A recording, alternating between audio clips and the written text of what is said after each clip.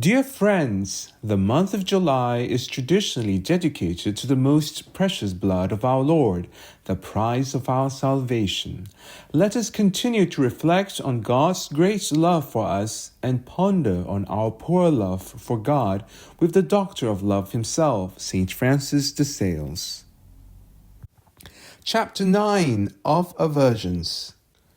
Aversions are certain antipathies, sometimes natural, which make us feel a little dislike from the very first to those who are the objects of them, which prevents our liking their conversation, as the contrary feeling makes us fond of the conversation of those to whom we naturally incline.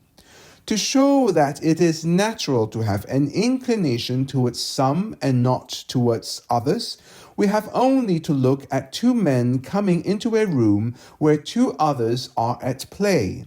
The two who come in will wish one of them to win rather than the other.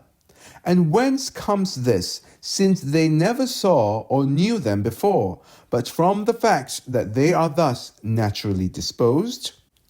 We see also the same law in brutes who, not having reason, nevertheless have natural aversions and inclinations. You may try this experiment with a newly born lambkin.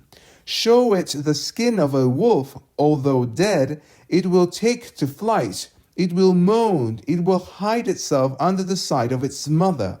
But show it a horse, although a much larger animal than a wolf, and it will exhibit no alarm, but will sport with it.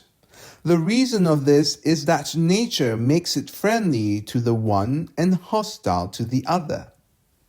Of these natural aversions we must not make much account, any more than of natural inclinations, provided we submit the whole to reason.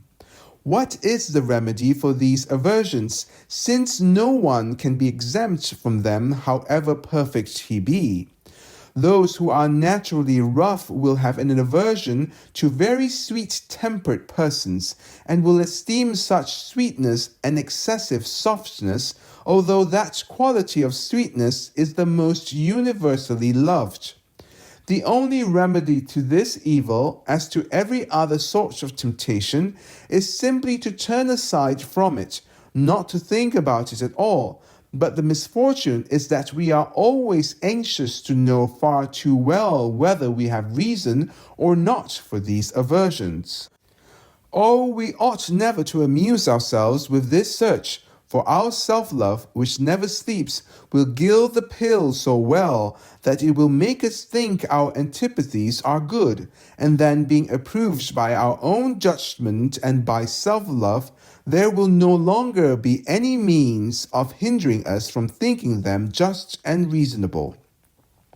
Assuredly, we should be well on our guard against this, for we never have reason to entertain aversions, much less to be willing to feed them.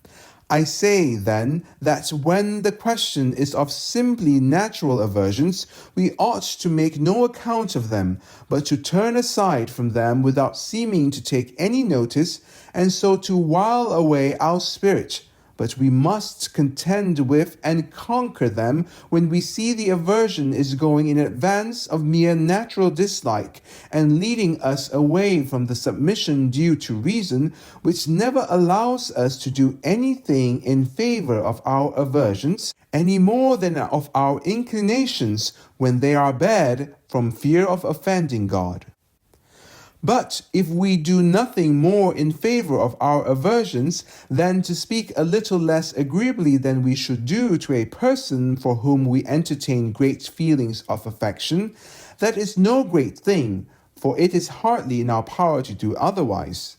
When we are under the influence of that feeling, it would be wrong to exact that from us. Join us tomorrow for chapter 10 of the merit of obedience. And always remember to be who you are and to be that well. May God bless you for your kind generosity. St. Francis de Sales, pray for us.